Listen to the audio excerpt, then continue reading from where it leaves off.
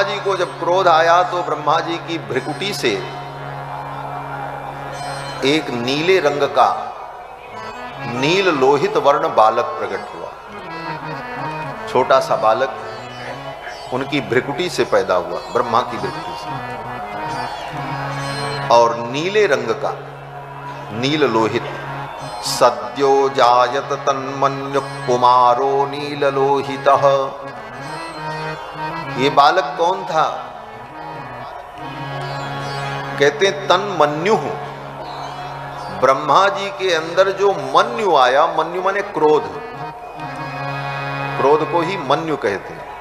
तो ब्रह्मा जी का जो क्रोध था, और क्रोध तमोगुण के कारण आता है, तो जिस तमोगुण से क्रोध उत्पन्न होता है वह तमोगुण और क्रोध ही एक बालक के रूप में प्रकट हो गया। कैसा रंग था उसका? कहते हैं नीललोहितः, नीले रंग का, और सद्यो जायत, तत्काल उत्पन्न हुआ। ये कौन है? बोले यही भगवान रुद्र हैं, भगवान शंकर हैं। वो बालक जब प्रकट हुआ तो वो बालक जोर जोर से रोने लगा। सवई रुरोद, सवई रुरोद, वो बालक रोने लगा। देवानां पूर्वजो भगवान भवः, नामानि कुरु मे धातः, स्थानानि च जगद्गुरो। उस नील लोहित बालक ने ब्रह्मा जी से कहा रो करके कि मेरा नाम बताओ और मेरा काम बताओ। मेरा नाम क्या है और मुझे क्या करना है? नामानि कुरु मे धातः, स्थानानि च जगद्गुरो। हे जगद्गुरु, आप मेरा नाम बताओ और मेरा काम बताओ। तो ब्रह्मा जी ने कहा तुम पैदा होते ही रोने लगे, इसलिए तुम्हारा नाम रुद्र होगा। रुदनात् रुद्रः, प्रकट हुए और तुम रोने लगे, रुदन करने लगे, इसलिए तुम्हारा नाम रुद्र होगा। तत्काल तुम उत्पन्न हुए, इसलिए तुम्हारा नाम सद्योजात होगा। सद्योजाताय वै नमो नमः, वेद में स्तुति की जाती है। देखो, भागवत ग्रंथ वेदों की ही व्याख्या है। अभी प्रसंग आया था, कहां कहां पर किस मंत्र की व्याख्या है ये विद्वान लोग ही बता पाएंगे, जिन्होंने वेदों का भी अध्ययन किया हो और वेदों से कहां से उसकी संगति होती है। तो यहां पर जो कहते हैं सद्यो जाताय तन्मन्युः कुमारो नील लोहितः, यह वेद के उसी मंत्र की व्याख्या है। सद्यो जाताय वै नमो नमः, जो रुद्राभिषेक में रुद्राष्टाध्यायी में मंत्र का हम पाठ करते हैं, उन्हीं मंत्रों की ये व्याख्या है यहां पर प्रसंग में। इति तस्य वचः पाद्मो भगवान परिपालयन। और फिर भगवान ने, ब्रह्मा जी ने रुद्र के सारे स्थान बताए। तुम्हारे 11 रूप होंगे, 11 नाम होंगे, तुम्हारी ये रुद्राणी होंगी, तुम्हारा ये स्थान होगा।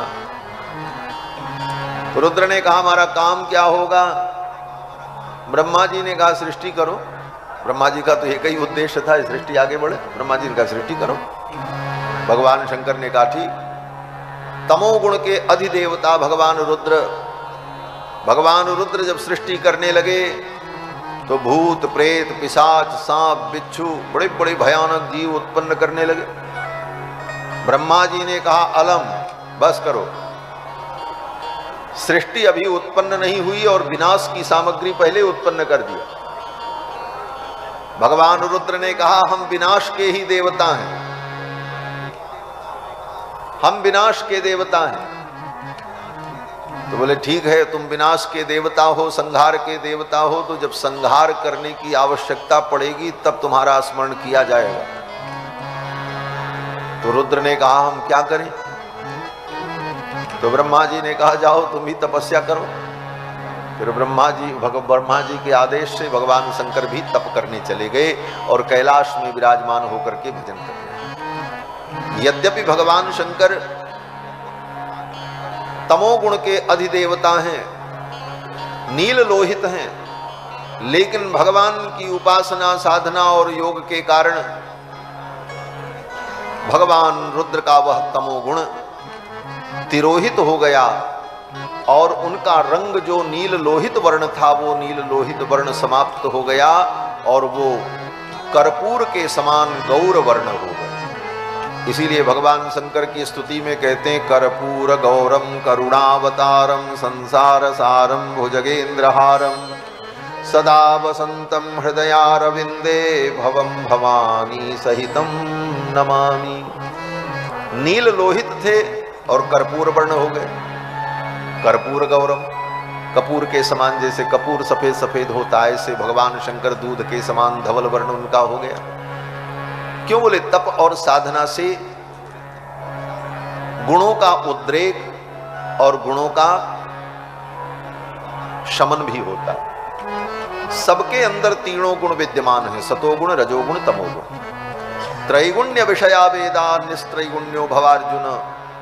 गीता में भगवान कृष्ण कहते हैं अर्जुन, वेद शास्त्र ये संपूर्ण सृष्टि सब त्रिगुणात्मक है। सतोगुण रजोगुण तमोगुण तीनों गुण सब में विद्यमान है।